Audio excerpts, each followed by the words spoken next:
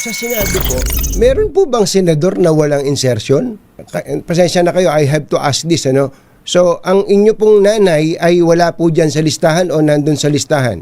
First time for you to ask this, and I can say, nandyan. Wala ho tayo mahabang pag-usapan ngayon mga ka-reaction update pitch. Ito nga ho kasing si Kong Leandro Lebiste ha. Hinahamon niya ho itong si Terry Redon na mag-resign na ho sa kanyang pwesto. Ayan mga ka-update, wala na ho tayong paligoy-ligoy pa. Magkumbago lang ho kayo sa ating channel. Isang like, isang share. Subscribe lamang ho. Malaking tulong na yun. Sabay-sabay ho tayo mag-react, magkomento patungkol nga dito sa naging pahayag nitong si Kong Leandro Lebiste na nakikita na ho talaga natin mga ka-update na kahit na ganyan ho ang nangyayari sa Kongreso, hindi ho siya nagpapasakal dito sa mga magnanakaw. Katulad nino, ayan ho, babanggitin na ho natin dyan mga kapit. Simulan na ho natin to mga kapit ha. Wala tayong paligoy-ligoy pa. Lebiste files resolution to probe Kamsur's top contractor and Bicol Saro insertions, call for Redon's resignation as committee chair to make way for investigation. Eto dito mga kapit ha. Hinahamon niya na ho itong si Redon dahil nga alam naman ho natin itong si Redon mga kabit, si Koke. Isa ho yan sa mga number one basher ng mga Duterte. Kaya po pala tahol ng tahol pagdating sa mga Duterte, meron ho pala siyang tinatagong sikreto. Meron ho pala siyang insertion 150 million pesos di umano dyan ho sa kanyang nasasakupan sa Kamsur. Diba? Kaya natin, tayo nabasahin na ho natin. Batangas First District Rep. Leandro Legarda Lebiste is today filing a resolution for the House to investigate the DPWH projects of Bicol Gold Rock Construction and other companies owned by Steve and GGC Ibasco, as well as the insertion of Bicol Saro party list and their connection with Ibasco companies. Lebiste also called on Bicol Saro party list Rep. Terry Redon to resign as chair of the House Committee on Public Accounts to make way for investigation. Siyempre mga kapdate, kung alam naman ni Redon na malalaglag na siya, tingin ho natin dito kay Koke, mga kapdate, pagtatanggol niya na ho yung sarili niya yan. Kasi sinabi niya nga ho, mga kapdate, na kung paano daw ho siya magkaka-insertion kung 2024 pa lamang daw ho siya, ay ito mga kapdate, sasagasaan na rin ho namin dito yan. Ayan. Tuloy na ho natin mga kapdate. Lebiste added, according to the files from Yusek Cabral, the Ibasco company's projects were part of the CENTI 2025 list of projects which are suspected park funds or pre-ordered by contractors of the 954 million in this list for my district. 514.3 million of projects went through Garjola. Ito mga kabit, kung hindi natin kilala yan si Garjola, isa pa hong malaking crocodile yan dyan. Kaya itong si Diskaya, mga kabit, yung kinulong ho nila, wala ho yan, kumbaga maliit na daliri pa lamang ho yan sa mga totoong mga magnanakaw. Kasi bakit itong si Diskaya na nakulong, pero yung mga kasabot ho niya, yung mga katransaksyon niya dyan sa gobyerno, wala ho. Nasaan ho yung mga malalaking isda? Nasaan ho yung mga mastermind? Yan ho yung malaking katanungan dyan. Bakit si Diskaya lamang ho yung kinukulong nila? O sige, alam na ho natin kailangan niya managot, pero nasaan yung mga kasama niya? Yung mga katransaksyon niya, ito nga si Garjola, nabanggit na ho yan. Si Martin Romualdez, nabanggit na ho yan. Bakit wala ho nakukulong na malalaking isda? Kasi nga ho, yan lang ho yung kaya nilang ipakulong. Yung mga small time. Kaya itong sinasabi ni Bobong Marcos Jr., mga kapit, sarili niya lang ho yan. Nilalaglag lang ho nila yung mga maliliit na tao. Tingnan nyo si Cabral. Pumanaw. Sino sumunod? Si Akop. Sunod-sunod na ho yan mga ka-update. Kung hindi ho sila makukulong, makakarma ho sila. Matindi hong karma ang nangyayari dahil nga sa kabalbalan nilang ginagawa sa paglilingkod sa mga Pilipino. Diba? Kaya mga update, tutuloy na rin ho natin. Ito nga kay Lebiste, basahin na ho natin. Lebiste alleged on December 22 that the files of the late DPWH Undersecretary show that Bicol Saro Party List proposed 150 million projects in the 2025 DPWH budget to 75 million roads linking Veneracion, Pamplona to Odicon, Pasakaw in Camarines Sur. Kaya mga kapatid, ito kung meron ho tayong mga kababayan na nanonood dyan sa Camarines Sur, magkomento naman ho kayo patungkol nga sa mga daan o yung proyektong pinagagawa niya itong si, alam niyo na, yung si Redon. Kung may anomalya ho kayong nakikita, mga ghost project dyan sa Camarines Sur, magkomento ho kayo kasi marami nga ho nagre-reklamo dito na yung ginagawang daan nitong proyekto ni Ridon, puro sira-sira daw ho. Marami ho nagsasabi niyan, lalong-lalo na yung mga, nung nilantad dito ni Kong Lebiste, marami ho nagsasabi na, ayan nga mga update, mga ninanakaw ho talaga yung mga pondo dyan. Ridon replied, I have just returned to Congress this year, 30th of June 2025 under the 20th Congress. So how would I be able to make insertion to the 2025 budget if I am not yet congressman when this budget was crafted in 2024 under the 19th Congress? Siyempre mga update, magre-reply ho talaga itong si Koke. Pero hindi naman ho papahuli. May banat pa ho si Lebiste yan. Basahin na ho natin ha. Lebiste replied, I said the insertion are Bicol Saro party list which was part of the 19th Congress and that Redon should check with his party list that they are the proponent of 150 million road projects in Kamsur. Media should not allow Redon to evade the allegation by saying it's party list and not his and he was already a member of Bico Saro at that time. Kahit na hindi pa ho siya congressman noon mga ka-update, miyembro na ho siya ng Bicol Saro nung mga panahong may proyekto dyan sa Camarines Sur. Kaya kahit na anong pagtatakip nitong si Redon, si Koke, wala ho siya mapagtatakpan kung mismong taga dyan sa Kamsura, yung mga kababayan ho natin dyan, may patunay ho talagang sira-sira, lubak-lubak yung mga daan, talagang binulsa ho nila yung mga proyekto ng DPWH na ibinibigay, tapos wala naman ho pala. Kaya mga ka-update, pakikinggan din ho natin ito naging interview kay Kong Lebiste, netong si Katunying na kung saan mga kabdite. Sabi natin marami si na Representative malalantad na kababalaghan. Ayan mga kabdite, reactor na rin ho kayo. Huwag na ho natin patagalin ito. Leandro Leviste ng Batangas 1st District Congressman. Magandang morning, si Katunying po ito. Kumusta po kayo? Magandang umaga po, sir. Mabuti po. Opo, gusto ko lang mainggit uli, no? Na-distribute nyo na po ba lahat yung 250,000 Noche Buena packs ninyo dyan? Lumampas po ng konti. Dami po kasing mga humahabol. Ganun po. Gaano po ang nadagdag? Baka mga 275,000. Grabe, no? And again, ito po ay galing sa inyong sariling pera, hindi po government funds to, Congressman, ano? Opo. At actually pati yung staff ng Kongreso ay binigyan na rin namin ng tig-isang Noche Buena pack. Lahat ng staff? Opo, parang ngayon lang po may nagbigay sa kanila ng pamaskot. Ganun po ba? Well, anyway, sigurado masaya sila na nandiyan kayo at namigay kayo ng regalo sa kanila. Congressman, apuntahan po natin yung pinakamainit pa ring balita ngayon, yung tungkol sa pagkamatay ni Undersecretary Cathy Cabral. Anong nabalitaan niyo po ba ito? Ano ang naging reaction po niyo, Congressman?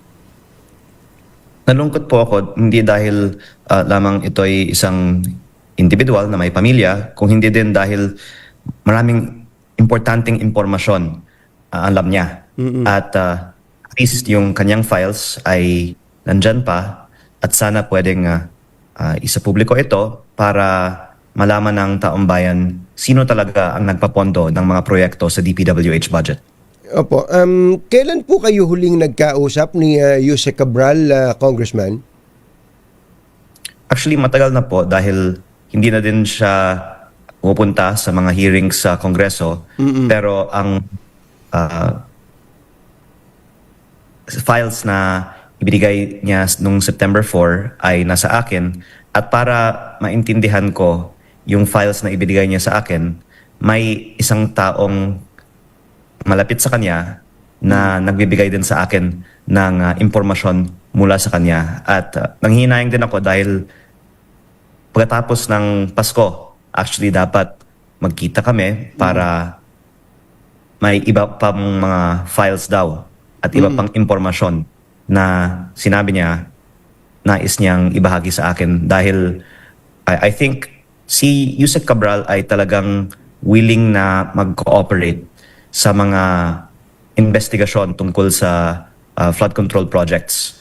At for whatever reason, she was not happy with how the investigations were going. And if I may just say, nanginginayang ako na hindi siya ang ginawang state witness. Dahil ang ICI mismo ang nagsabi sa akin nung bumisita ako noong November 18, si Yusek Cabral ang may pinakamaraming alam tungkol sa mga proyekto sa buong DPWH. Kaya ito nga hong si Cabral, mga kapatid, nakakagulat ho talaga yung nangyari dyan. Kasi isipin nyo ho, dalawa lang ho silang nasa Baguio kasama yung driver niya. Tapos meron pa hong kuha ng letrato. Itong driver ni Cabral na talagang makikita ho natin na may nangyari ho talagang kakaiba. Kakaiba dyan sa dalawang yan, mga kapatid. Bakit ano hong gagawin nila sa Baguio? Ayaw na hong pa-autopsy, ayaw na hong kung ano-ano. Yung cellphone nga ni Yusek Cabral, yung laptop niya na gustong sinabi ibinalik daw sa pamilya, hindi naman daw ho pala ibinalik.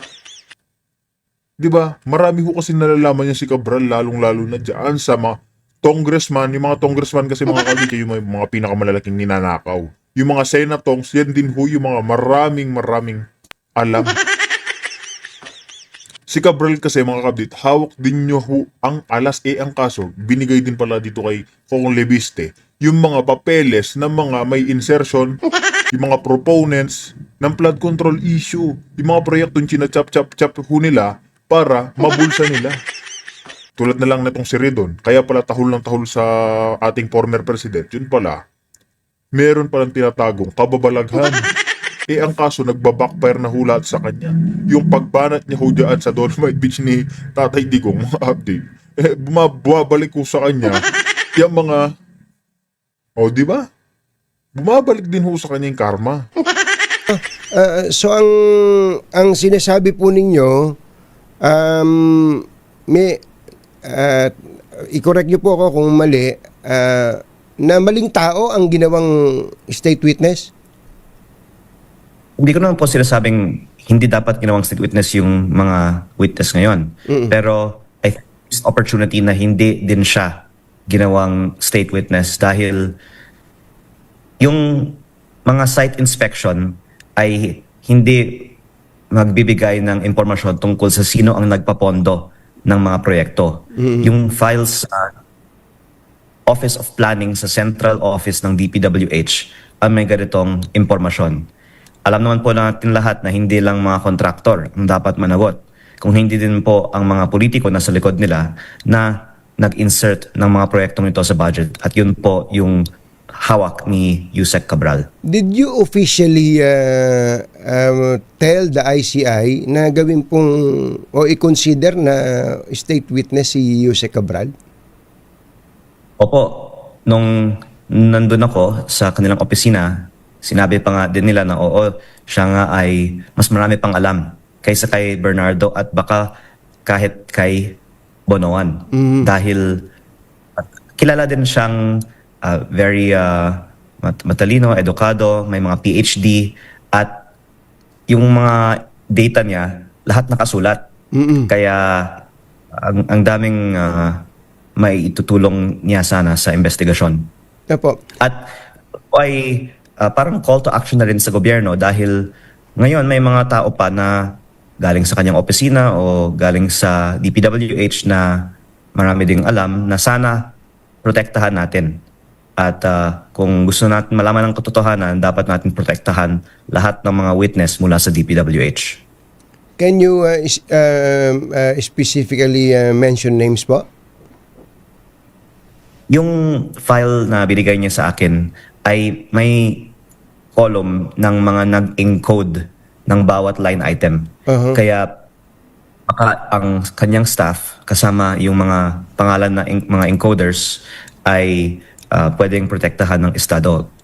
Yung isa din sa kanyang opisina na nag-set ng aming meeting ay sa aking pagkakaalam nandun pa si then Director Alex Bote ng Planning Services ng DPWH. So sa tingin nyo, ito si Alex ay importanteng tao na dapat protektahan ng estado? Kasama ng buong opisina ng Planning Services ng DPWH kasi kahit hindi ikaw yung nag-isip, kung ikaw naman yung nag-encode, marami ka din siguro mabahagi. At the very least, ang assumption ko, nasa kanila pa yung files na may kopya din po ako mula sa opisina ni Yusek Cabral kasi nasa mga computer lang naman nila yon. Opo. Yung po bang files na binabanggit nyo na to, ay the same files na nakuha ninyo nung yung pinakita nating video. May video pa ba kayo dyan?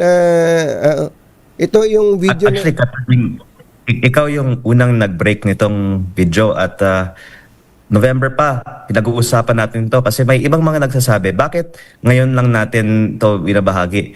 Noon ko pa sinasabi tong kahalagahan ng mga files ni Yusek Cabral pero noon kasi hindi siya masyadong sikat. Opo. Nakakakong sana noon pinag-usapan natin to, pinotection na natin sana lahat ng mga may ganitong files. Pero yes, these are the files and the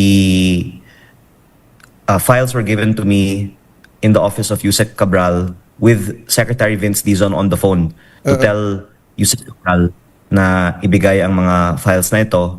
At ako po ay nagpapasalamat kay Secretary Vince na dahil sa kanyang push for transparency, pinayagan na ibigay ang mga files na ito sa akin.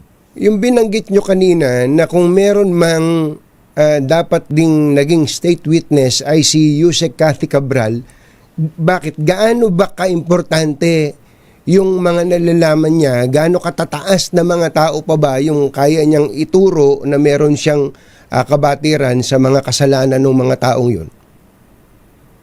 Unang-una po, ang files na nakuha ko, nakalagay po lahat ng mga DPWH projects sa buong bansa. At para sa bawat proyekto, nakalagay sino ang nagpapondo. At kasama po dito, congressman, senator, pati ang mga nasa ehekutibo. At nabanggit ko naman na din po na hindi lang po yung mga taga-DPWH, pati po mga sekretarya at undersecretary ng ibang mga ahensya ay may mga DPWH budget insertions para sa mga flood control projects. Medyo pasensya na kayo ha. Medyo natutuliro ako doon. Paano ang ibang cabinet members, ibang undersecretaries ng ibang department ay merong insertion sa DPWH o nagpapa-project sa DPWH?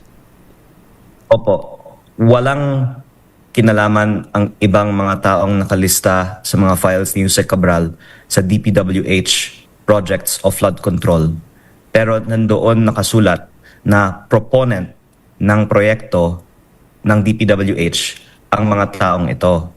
At ang maaaring isipin ng taong bayan ay yung mga flood control projects ginawang parang bonus o compensation sa mga kawani ng gobyerno kasi siguro kung investigahan natin ang mga flood control projects na ito, meron mga mismo yung mga contractor na ngayon iniimbestigahan ng CI at ng ombudsman ang gumawa ng mga proyekto na ayon sa files ni Yusek Cabral 1 year before ay prinopose ng mga mataas na opisyal ng gobyerno.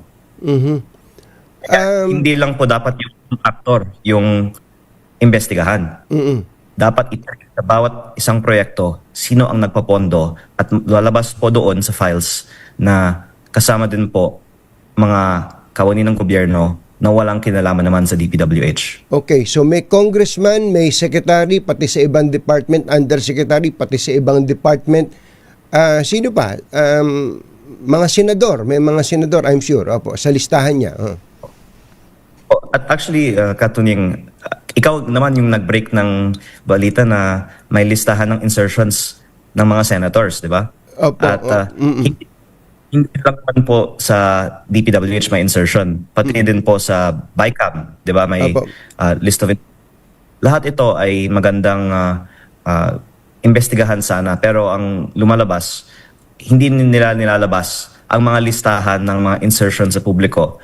Baka dahil pag lumabas ito, hindi lang isa ang matatamaan. Baka buong Kongreso at Senado at Ehekutibo ay matatamaan kung lumabas ng mga listahan. Sa Senado po, meron po bang senador na walang insertion? Sa listahan ni sa file according to the files of Undersecretary Cabral? Sa aking pag-aaral ng listahan, wala akong alam na wala. So lahat ng senador ayon o base sa files ni Yuse Cabral ay may insertion. Ako po ay humingi ng paumanhin sa mga senador, pero ayon sa aking pagkakaalala sa kanyang files na may kopya po ako dito sa aking laptop, wala po akong maalalang hindi kasama sa listahan. Ito po ay anong period po, Secretary? Secretary, Congressman? I'm referring to the 2025 budget. 2025 budget. So, pasensya na kayo, I have to ask this, ano? So, ang inyo pong nanay ay wala po dyan sa listahan o nandun sa listahan? First time for you to ask this, and I can say, nandyan. Ito ho'y nakakabilib dito kay Kong Lebiste, mga kabit, na kahit mismong nanay ho niya nilalaglag na may insertion sa 2025 national budget. O di ba? Wala ho siyang pinipili. Kung ganyan ho pare-pareho yung nagsiservisyo sa ating bayan, mga kabit, tingin niyo ho ba hindi ho tayo aaseso? Hindi ho kaya tayo aangat? Di ba? Tapat ho siya. Mismong nanay ho niya, nilaglag niya na eh. Di ba? Di ba? Tinanong ko siya at sinabi niya, hindi naman niya alam yung mga nakalista dyan. At sa mga senador actually, pinakamaliit ang sa kanya. Pero tinanong ko siya talaga at sabi niya, hindi niya alam ang mga ito, pero kinakumpirma ko po na lahat ng titingnan ko ay nandyan sa listahan. Sa listahan ko po, meron akong sariling listahan. I would like to confirm, nag-compare notes naman tayo na ang inyo pong ina, si Senator Loren Legarda, ang may pinakamaliit nga ay 1 billion ang kanyang insertion sa 2025 budget. Yung listahan niyo po, na meron din po akong kopya mula sa iba namang source, ay yung BICAM, I think, insertions, di ba po? Kaya ang nasa BICAM na insertions ng senators ay mga nasa 120 billion pesos sa 2025 DPWH budget. Maka,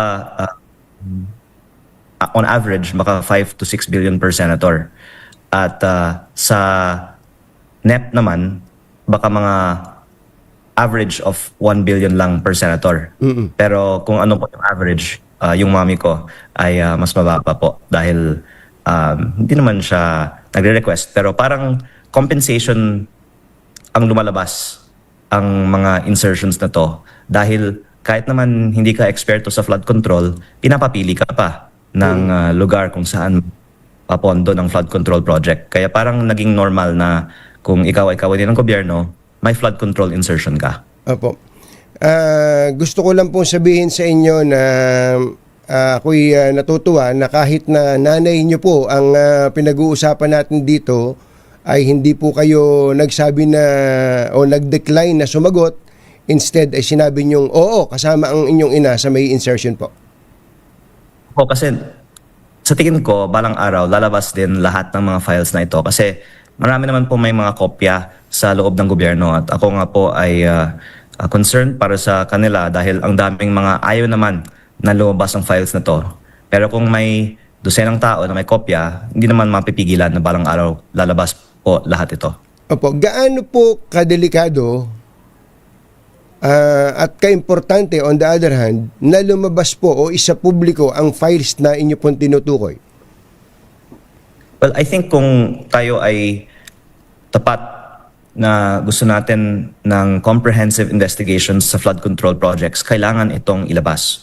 At kung hindi ito nilalabas, ang implikasyon ay pinipili lang pala sino ang iniimbestigahan. Kaya napaka-importanteng ilabas ang mga files na ito. Pero gaano naman to kadelikado pag ang pag-uusapan ay yung mga tao po na involved po o nandun sa files? I think nakakagulat sa taong bayan na lumabas ang mga files na ito. At if you mean delikado para Para sa kanila, mga sa reputasyon nila, sa proponent, opo. Actually, I was thinking delikado para sa mga staff ng DPWH kasi maraming spekulasyon bakit pumanaw si dating Yusek Cabral at ang consensus naman ay hindi naman siya pinatay. Pero baka masasabi natin kahit hindi siya pinatay, maraming may gustong mamatay siya at makinabang kapag ang mga may impormasyon ay hindi na pwedeng tumistigo. At ako ay natatakot para sa safety ng mga staff sa planning services ng DPWH kasi ayaw nga ng marami na luwabas ang mga files na ito. Pero para naman po sa mga proponent sa listahan, maraming mga careers ang maaapektuhan pag lumabas ito. At kaya din ako nanawagan na dapat ang DPWH ang maglabas nito officially kasi ayoko naman ako yung masisi pag Ayun nga ho mga kapatid, kung meron ko yung naging opinion reaction patungkol nga dito sa paglalantad nitong si Kong Lebiste na si Redon may 150 million. Kahit na anong pagpuprotekta o alam nyo na, yung ginagawa ni Redon, wala na ho. Nilantad na ho yung katotohanan, pati nga itong nanay ho niya hindi ho nakalampas sa kanya na bawat senatongs meron 1 billion insertion. Kaya mga kapatid, kung meron ho kayo naging opinion reaction, pag-usapan ho natin sa ating comment section. Kaya dito na ho natin tatapusin ng ating reaction video.